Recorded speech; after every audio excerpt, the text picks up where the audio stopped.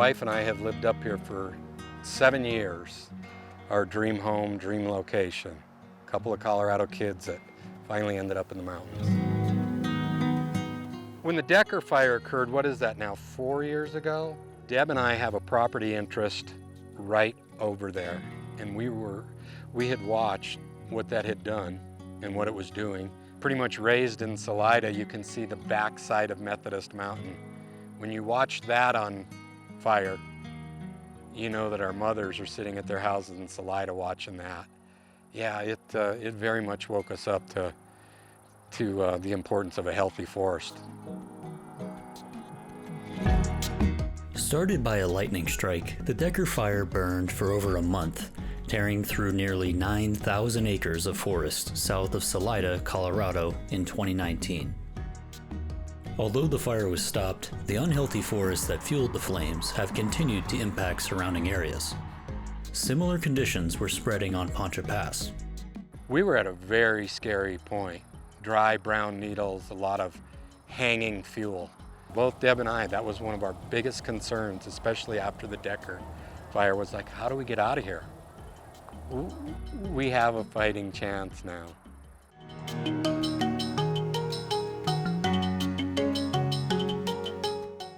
What gave the Shovalds and their neighbors that fighting chance was a massive forest management project and a critical partnership between the Colorado State Forest Service and the Bureau of Land Management to combat the cause of the dead and dying trees. We are seeing progressive fading of our Douglas firs in hundreds and thousands of acres up here, all through the Poncha Pass area. And it's a result of two compounding insects that are having some pretty serious effects. The western spruce budworm, that is sort of the initial defoliator that comes through and weakens the trees, that is then followed by the Douglas fir beetle that comes in and sort of finishes them off. Our signature place up on this hill is this aspen grove right against Highway 285, where we have our old pickup parked and folks stop and take pictures of it. So we've kind of slowly watched our beautiful little aspen grove that was surrounded by these conifers kind of diminish over the years.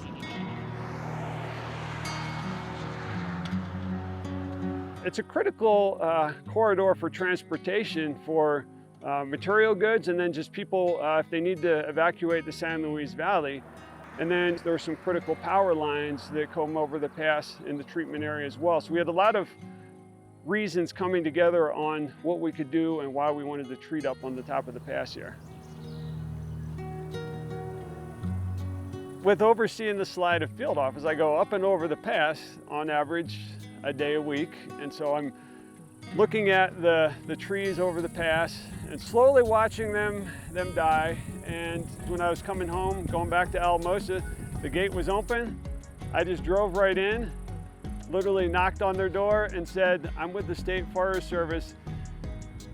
This is what I'm seeing on your forest. We have some funding to help you do some treatments on your land. Made it real easy when those guys from the Forest Service showed up and they just came around to, hey, this is what we're thinking about doing. Would you be interested in it? And I'm like, absolutely.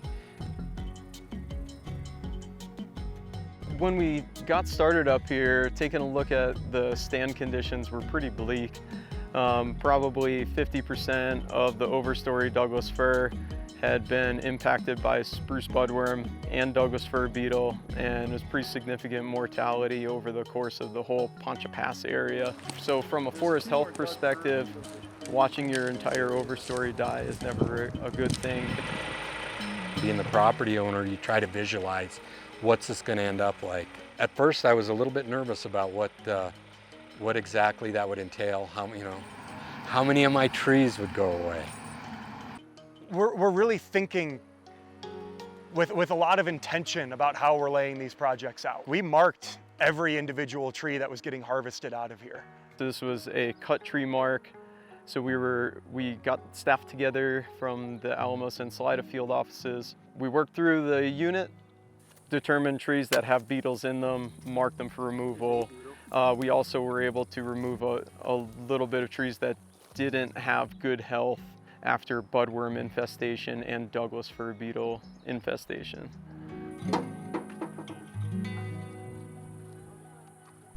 Fire staff from the Bureau of Land Management were also concerned about the pass, which was home to a popular BLM camping destination. The forest needed attention to keep wildfire risk low and recreation lovers safe.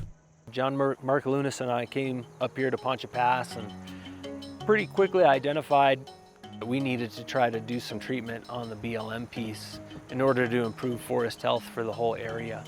It's a great place for folks to come and camp, and that increases the risk of a wildfire starting from an unattended campfire. It's a really critical point from a fire standpoint to be able to preserve the open sage meadows, keep it off the power lines, which are the critical infrastructure running down to the valley. You don't want to just leave the wood until fire happens, because eventually when you have a large decayed forest, nature resets, right? It resets either through bugs or fire, or bugs and fire, and that's when it's a challenge, and usually those fires are high intensity, high consequence events.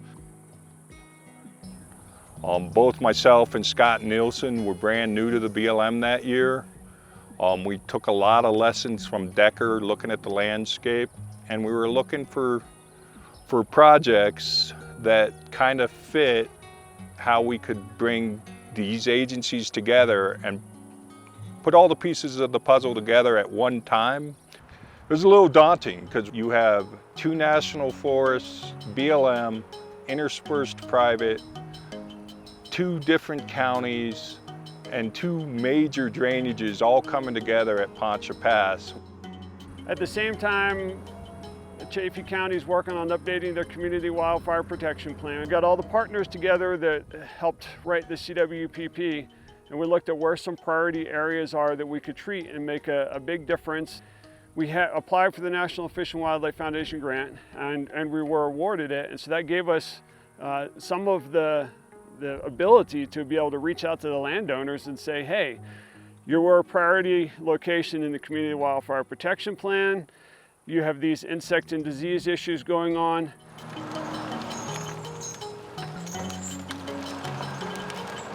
Along with other funding sources, the Good Neighbor Authority made the project efficient. The GNA program gives the CSFS federal funding to oversee critical forest management projects on U.S. Forest Service and BLM lands. At Poncha Pass, this meant the CSFS could hire the same timber contractors to work across public and private lands. It was a crucial piece that kept jobs in the local economy. A handful of local timber operators worked across the pass, delivering over 40 log loads to a nearby mill in the San Luis Valley. We were essentially taking some of that federal bipartisan infrastructure law money and getting it out to local vendors treating local lands, which is really special.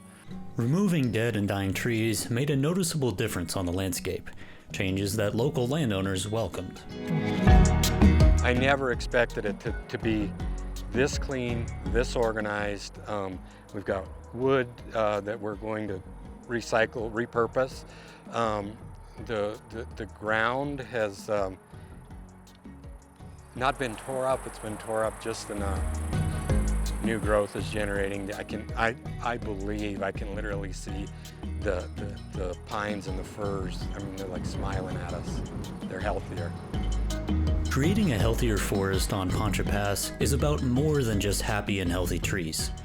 It's about treating both public and private lands and creating a safer place to live. You know, I might be able to treat 500 acres over here right against private, but if that landowner doesn't treat right around their home, you know, within the 5 acres around their home, my treatment's not as effective. But if we're able to treat both, now that treatment is way more effective in changing the behavior of a wildfire, providing firefighters a safe place to work, and hopefully change that fire behavior as it moves across the landscape and give us a toehold on protecting a value at risk on private. From my perspective, originally, or my ignorance, I wasn't looking at fire mitigation. I was looking at a healthy forest. They run hand in hand. I've gotten an education in that too. And both my wife and I are like, This is beyond what we ever imagined. We knew we had to thin trees out. We knew it wasn't going to be pretty. We thinned trees out, and it's more beautiful than it ever was. And the growth that's regenerating already, it's beyond my wildest dreams. It's like growing a garden. This is my garden. You know, a guy plants a tree not so he sits under the shade of it. It'll probably be my grandson's, but I'm certainly watching it grow. I plan on watching it grow.